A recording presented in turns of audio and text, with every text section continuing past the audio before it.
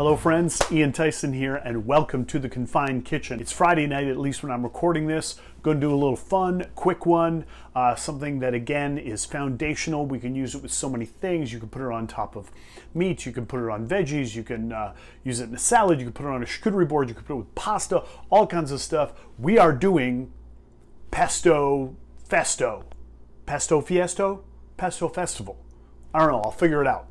We're going to make 3 kinds of pesto. We're going to give you some basic foundational skills on making pesto. Then you can play with it, follow your joy, get creative, have some fun with it. So, it's pesto time.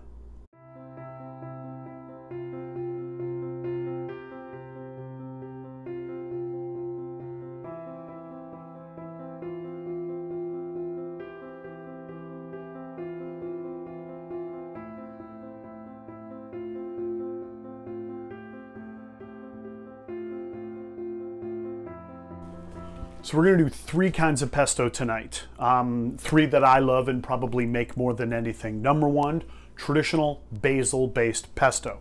Number 2, we're going to make a sun-dried tomato and cilantro pesto, which is fantastic with Spanish dishes and all kinds of great stuff.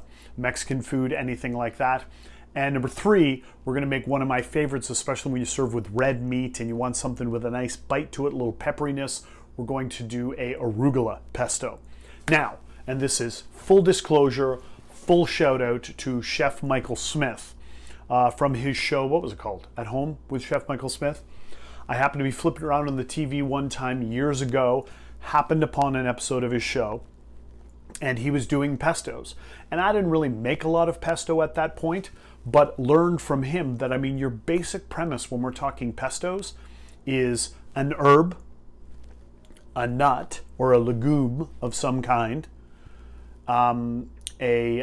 cheese, and olive oil, or another flavored oil of some kind.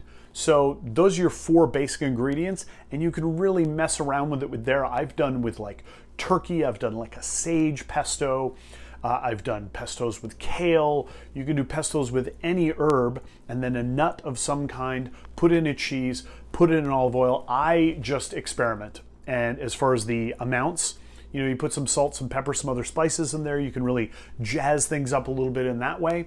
But it's really, that's what it's about, is finding that flavor profile that's going to work. It's a good topping, like this arugula pesto is so good on top of steak. Traditional pesto with just pasta or something, or put on chicken. Again, just dipping, anything like that. There's a restaurant that I love in Montreal that in lieu of chips or nachos and salsa that they bring out, they bring fresh baked bread and a bowl of pesto for you. It's fantastic. So shout out to Weinstein and Gavino's in Montreal. I go there whenever I'm there, and it's mainly for the bread and the pesto. And they have really good wine and an open kitchen, and it's fantastic, but that's why I'm going there. But this is such a great thing, and you can play with it. I know I've gone to parties and just make a bunch of pestos and bring them for dipping with vegetables and cheeses and crackers and all those kinds of things. It's great. I love pesto.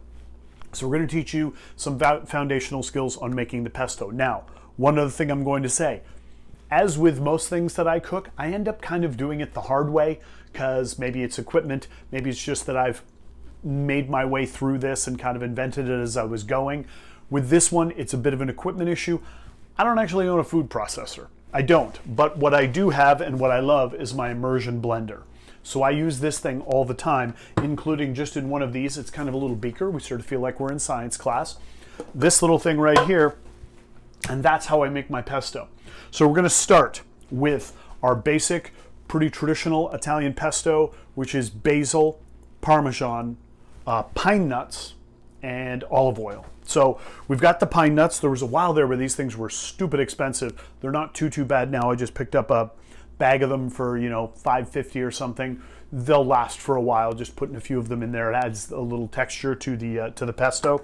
And then I've got some fresh basil, which you want, and I've got Parmesan petals. If you find a good deal on just a block of Parmesan, you can grate it yourself. Great. Again, as with one of the last recipes we did, do not buy the on-the-shelf, not refrigerated, store-bought, no shade to craft, what we used to call shaky cheese when I was a kid. That's not the stuff you want necessarily. Get some form of fresh, shredded, petaled, or a whole block of Parmesan would be great. You want some salt, you want your fresh ground pepper, and then extra virgin olive oil. If you want to get into a flavored oil, great. What I will probably do with this one is add a little bit of roasted garlic, because as we've talked about before, I always have roasted garlic on hand, so let's use it. So we get into this. It's a little tougher with this. You got to kind of mash things around and get her going. It's almost a muddling situation. But let's start by getting some basil right inside there. And then we're going to add some olive oil, a little salt, not too much because you're going to get a good saltiness from that fresh Parmesan. We're going to put the rest of the basil in there. Perfect. And we're just going to do a handful, literal handful, there you go, of pine nuts. Let me get that roasted garlic. The jar of roasted garlic I always keep around, so we're going to do 3 or 4 cloves there. Add a little more flavor to it, it'll be delicious. And then we're just going to add the Parmesan petals. Bunch of that on top. Again, you're like with everything that I do, it's add a little so you can add a little bit more. Don't go too crazy. We're using all the basil, that's fine. Little oil, little salt, little pepper, little all that. Oh, the pepper we did not do yet. Little fresh ground black pepper.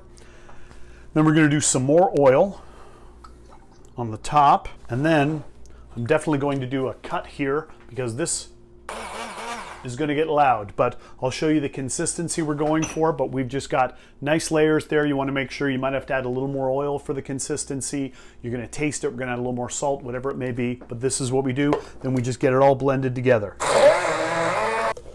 Now we're part way in and we definitely need more oil. So we're going to add that straight in. So it's not quite mixed up to the consistency we want there. So what I'm going to do is add a little bit more oil and a touch more salt. And then what I might do just to thin it out, I was given, thankfully, a whole bunch of fresh oregano. So I'm just going to add a little bit of that. It'll add just a slightly different, but keep us in the quasi-Italian family there. I mean, oregano can be used for so many things. I'm going to get that in there. Maybe a little bit more of the Parmesan and a little bit more oil. For those of you who may have seen or try at home doing, with a mortar and pestle, getting the making your Parmesan, I applaud you. That is not for me. I do not have the patience for it. Just the smell in here right now, it's, just very, that sweetness of the basil, and I think, what is it, Guy Fieri would say, the herbaceous smell that's in here. So we've got a good consistency. We're going to give it a little taste. Yeah. Oh, that's really sweet, nice basil. Might do a hair more pepper. I'll give you a good shot of the consistency of that for what we're looking for. That's what we want right there. It's a little saucy, a little thick, be perfect. So we're going to put this aside. I'll show you all of them later, but that is delicious, fantastic, ready to be tossed, put in with pasta, put on top, put her on homemade pizza. Oh, so good. Basil pesto, boom, done. Now this next one, brand new beaker, ready to go. I fully did after watching that Michael Smith episode I was talking to you about, and he was just, when I was kind of, oh, really? That's all we do for pesto is just those 4 things? Fantastic. So I started playing with it, and now we've got some nice fresh cilantro washed, ready to go. I know some of you don't like cilantro or coriander, depending on where you're from. Some of you don't like that. That's fine. Maybe this one's not for you. Get another herb. Do something else. So this is, so good. So what we're going to do, I've got a little bit of a jalapeno I had left. This one's particularly spicy. So I'm going to chop that a little bit. We're going to put that in and just kind of put the fresh jalapeno right in there because it's going to add a nice spicy flavor to it. So in we go. Then we're going to chop up some of this nice fresh cilantro.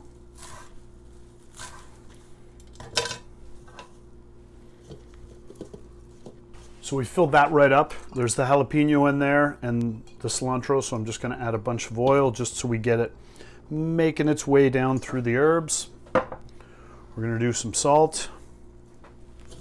Then this time, instead of the pine nuts, which we still have, I've got some chopped walnuts. Again, any nut will do. So we're gonna put some walnuts in there just to kind of thicken that up, give it a nice texture. We're going to do some fresh ground pepper. This time I'm using an extra old white cheddar. So we're gonna put a bit of that in, and then we may end up adding more later. And then I'm gonna take these nice sun-dried tomatoes. These are just store-bought from a jar. If you've got your own, you've got dry ones that need to be rehydrated, do that, chop them up, put them in. So we're gonna get a bunch of these in. It'll add a little bit different color to it and just a really lovely flavor. Okay, so I've done maybe 4 or 5 of the sun-dried tomatoes right on the top. We'll add a little bit more oil to kind of get things moving with the old immersion blender, and let's give this a whirl. Okay, so live and learn. It's been a while since I made this one. Should have put the sun-dried tomatoes on the bottom and the herbs on the top. That would mash down a little easier. So this one's been thick and a lot of work, but we're almost getting there. Okay, so we've got to a nice consistency. Again, it was just adding a little more oil as we went, a little more oil. So let's see what our flavor's like.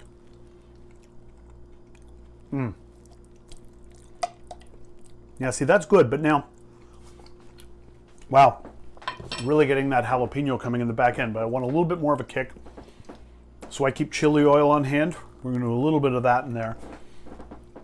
And give it one more mix. That should do it nicely. Now the color may be nothing to write home about, but this flavor, I just, oh, got a nice kick, a little spice. Yeah! Just look at all the beauty in that. All right, last one. Let's give this a shot. Clean beaker. We have got, this one is one of my favorites. Fresh arugula. Just, love me some arugula. Got the fresh arugula. We'll just go back to pine nuts because, well, we can. Another handful. A little bit more. Some salt. Some oil in there. Because of the arugula has such a nice natural pepperiness to it, we want to offset that a little bit. So for the cheese, we're going for a nice, this is a smoked Havarti. So it's soft, and it also just has that nice smokiness, going to offset the peppery. I think we're going to maybe put a little bit of roasted garlic in there too, just a couple of cloves. Just a little roasted garlic. Gotta love having that on hand. Now, I know it's said it's naturally peppery, but got to at least do a little pepper. Did we do salt yet? I can't remember. We'll put a little more in. Okay. And some more oil on top. Let's roll. Let's give this a try.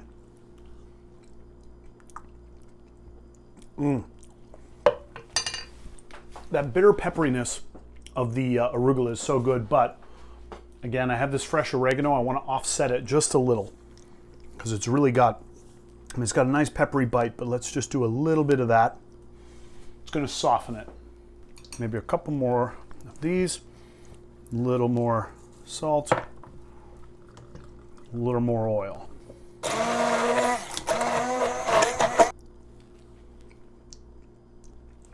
That balanced it out nicely. Beautiful. That on top of a steak, maybe some like seared duck breast or something. Ooh, fantastic. Love it. So my friends, there we have it. Pesto Fiesta. I'm going to enjoy some of this and keep it around for a while. And it's going to be delicious. But remember, as always, I made this for you. Find me at iantyson.ca. Follow me at Ian Tyson on Instagram and Twitter. Like, subscribe. Thanks for joining me in the Confined Kitchen. We'll see you next time. Take care.